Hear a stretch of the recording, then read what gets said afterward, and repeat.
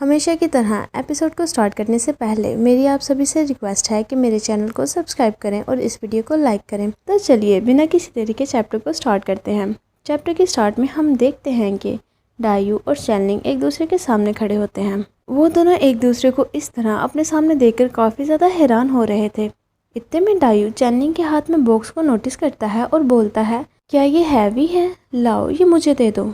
जिस पर चैनलिंग अपने हाथ को पीछे करते हुए बोलता है, नहीं इट्स ओके, मैं इसे खुद ही उठा सकता हूँ। इसके बाद चैनलिंग डाई को इग्नोर करते हुए वहाँ से जाने लगता है, जिसे ऐसे जाता देखकर डाई को काफ़ी बुरा लगता है, लेकिन वो चैनलिंग को नहीं रोकता।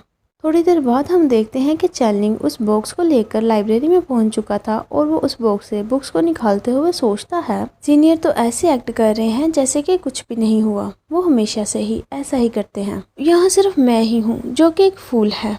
वैसे क्या मैं ओवर सेंसिटिव बन रहा था? मगर उनका मेरी तरफ जिस तरह का एटीट्यूड है और जिस तरह से वो मुझे ट्रीट करते हैं, इस वजह से तो मैं उन्हें समझ नहीं पा रहा।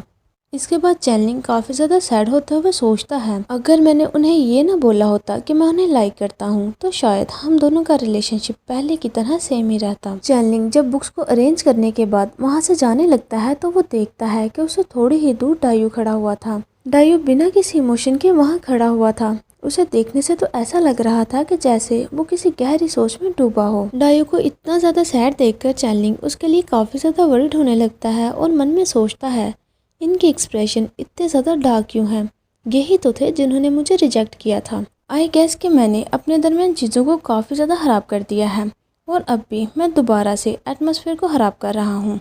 उस दिन के बाद से भी हम काफ़ी दफ़ा एक दूसरे से ऐसे ही टकरा चुके हैं। उसके बाद चैनलिंग अपनी आइज़ को बंद करता है और साय करते हुए सोचता है, मुझे लगता है कि मुझे ऐसे एक्ट करना चाहिए कि जैसे कुछ भी नहीं हुआ। इसके बाद चैनलिंग अपने एक्सप्रेशन को चेंज करता है और वहाँ से जाते हुए स्माइल करके डायू से बोलता है, मैंने क्लीनिंग का काम कर लिया है, ठीक है सीनियर, आपसे कल मुलाकात होगी। इसके बाद वो सोचता है कि मुझे ऐसा लगता है कि जैसे जैसे टाइम गुजरेगा तो शायद मैं उन्हें लाइक करना बंद कर दूं। इसके बाद वो खुद पर ही डाउट करते हुए सोचता है, हाँ शायद मैं उन्हें बुला सकता हूँ, ये इतना भी मुश्किल नहीं है और ऐसा करने से ही हमारा रिलेशनशिप पहले की तरह नॉर्मल हो सकता है। नहीं, नॉर्मल से भी अच्छा हो सकता है। ये सब सोचते हुए चैनलिंग वहाँ से जा रहा था। डायू उसे वहाँ से जाता देखता है और फिर कुछ सोचते हुए जल्दी से उसकी तरफ बढ़ता है और उसे कमर से पकड़कर उसे बैक हग कर लेता है।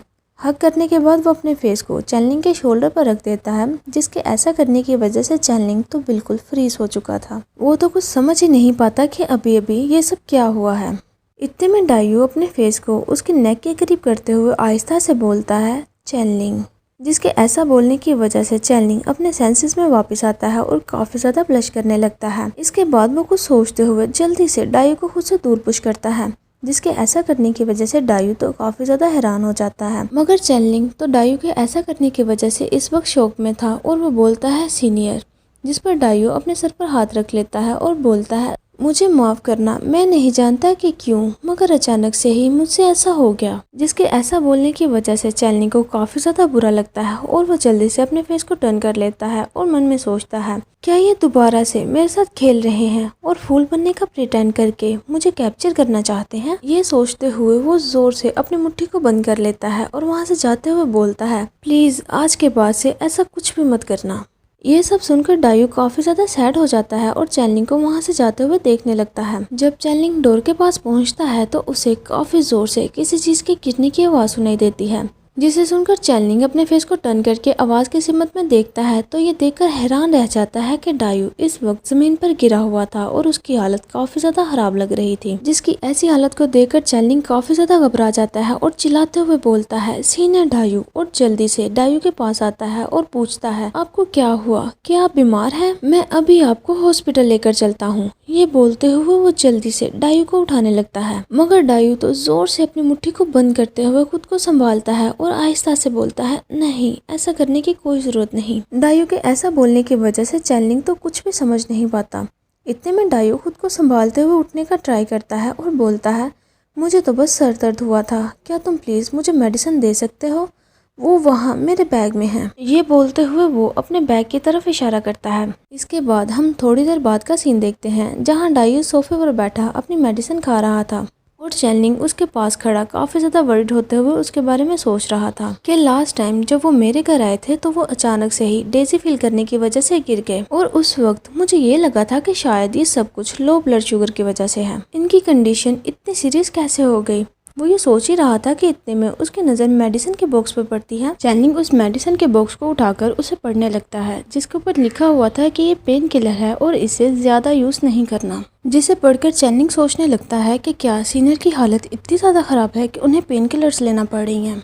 इतने में डायू आहिस्ता से बोलता है कि काफ़ी देर से मैं सोया नहीं हूँ और मेडिसिन लेने के बाद मैं सो पाता हूँ और ड्रीम्स देख पाता हूँ जो कि नॉर्मली मैं नहीं कर सकता। इसे सुनकर चैनलिंग और ज़्यादा वरीड होने लगता है और चिल्लाते हुए बोलता है, सिर्फ मेडिसिन लेना ही काफ़ी नहीं होता, आपको प्रॉपर चेकअप करवाना चाहिए ताकि आपको पता लग सके कि आपके साथ ऐसा क्यों हो रहा है। मगर डायू की हालत तो काफ़ी ज़्यादा ख़राब थी, इतनी ज़्यादा कि वो चैनलिंग की किसी भी बात का आंसर नहीं देता।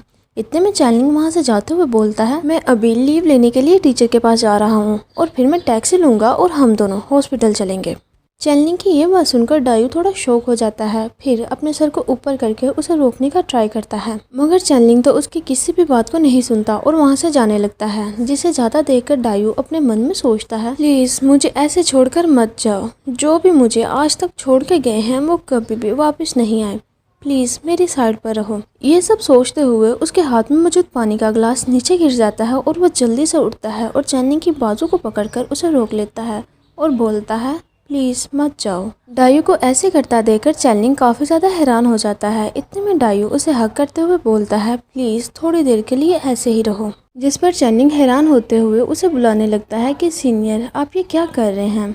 मगर डायू तो उसे और भी ज़्यादा ज़ोर से हक करता है और बोलता है, प्लीज़ थोड़ी देर के लिए ऐसे ही रहो, तुम्हें हॉस्पिटल जाने की कोई ज़रूरत नहीं, अब मुझे पेन नहीं हो रही। इस पर चैनलिंग दोबारा से उसे मनाने का ट्राई करता है कि सीनियर आपको हॉस्पिटल जाना चाहिए, मगर डायू तो उसकी किसी भी बात को नहीं सुनता। इसके बाद हम देखते हैं कि काफ़ी टाइम गुजर चुका था और अब बाहर काफ़ी तेज बारिश भी हो रही थी। वो दोनों सोफे पर बैठे हुए थे और डायू ने अभी भी उसे हक किया हुआ था और अपने सर को उसके शोल्डर पर रखा हुआ था। जिस पर चैनलिंग सोच रहा था कि क्या सीनियर सो गए हैं, मैं दोबारा से इन्हें हॉस्पिटल जाने के लिए कन्विंस करूंगा। मैं सच में ये समझ ही नहीं पा रहा कि सीनियर के माइंड में इस वक्त क्या चल रहा है। इसके बाद चैनलिंग सैड होते हुए सोचता है, अब मैं खुद पर और कंट्रोल नहीं कर पा रहा, मैं पहले ही इंतज़ार करते करते थक चुका हूँ।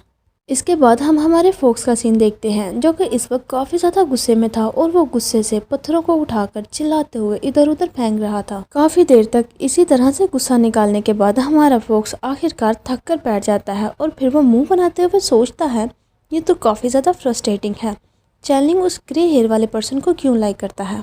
इसके बाद हमारा फोक्स अपनी ह्यूमन फॉर्म में कन्वर्ट हो जाता है और सोचता है, हम दोनों इसी बारे में बात कर रहे थे कि अचानक से मुझे काफ़ी ज़्यादा गुस्सा आ गया जिसकी वजह से मैंने अपने कनेक्शन को तोड़ दिया। शायद मेरे ऐसा करने की वजह से चैनलिंग डर गया होगा। चैनलिंग के बारे में याद आते ही हमारा फोक्स सोचने लगता है कि अभी चैनलिंग क्या कर रहा होगा। इसके बाद वो मुंह बनाते हुए सोचता है, क्या मुझे उसे अभी देखना चाहिए। ये सोचते हुए वो अपनी पावर्स का यूज़ करके अपने कनेक्शन को दोबारा से जोड़ने लगता है। जैसे ही कनेक्शन जुड़ता है तो हमारा फोक्स काफ़ी ज़्यादा हैरान हो जाता है। वो देखता है कि चैनलिंग और डायू दोनों एक दूसरे को हक करके लेटे हुए थे। उन दोनों को इस पोजीशन में देखकर तो हमारा फोक्स बिल्कुल फ्रीज हो चुका था और वो काफ़ी ज़्यादा गुस्से से अपनी मुट्ठी को बंद करता है और सोचता है, मेरे साथ ये सब कुछ क्या हो रहा है, ये सब क्या है, ऐसा लगता है कि मैं फट जाऊँगा। क्या ये वही डिज़ायर्स हैं जब कोई जेलस होता है और एक्सपेक्टेशंस रखता है उस पर्सन से जिसे वो लाइक करता हो। ये सब सोचते हुए हमारे फोक्स का गुस्सा कंट्रोल से बाहर हो रहा था। इसके बाद वो चैनलिंग के उन्हीं एक्सप्रेशंस को याद करता है जब वो बोल रहा था कि जिस पर्सन को तुम लाइक करते हो, जिस तरह से वो पर्सन तुम्हें ट्रीट करता है, बिल्कुल उसी तरह से तुम्हारा मूड भी चेंज होता रहता है। उसे याद करते हुए हमारा फोक्स काफ़ी ज़्यादा हैरान हो जाता है और मन में सोचता है, क्या इसका मतलब ये है कि मैं। अब हमारे फोक्स को ये रियलाइज़ हो चुका था कि वो भी चैनलिंग से प्यार करने लगा है और जो चीज़ वो इस टाइम फील कर रहा है वो जेलसी है और वो नहीं चाहता कि चैनलिंग उसके अलावा किसी और का हो, बिल्कुल डायू की तरह। इसके साथ ही ये चैप्टर यहीं पर एंड होता है। अगर आपको ये वीडियो अच्छी लगी हो तो प्लीज़ इसे लाइक करते जाएं। Thanks for watching. मिलते हैं आपसे नेक्स्ट वीडियो में, तब तक के लिए बाय बाय।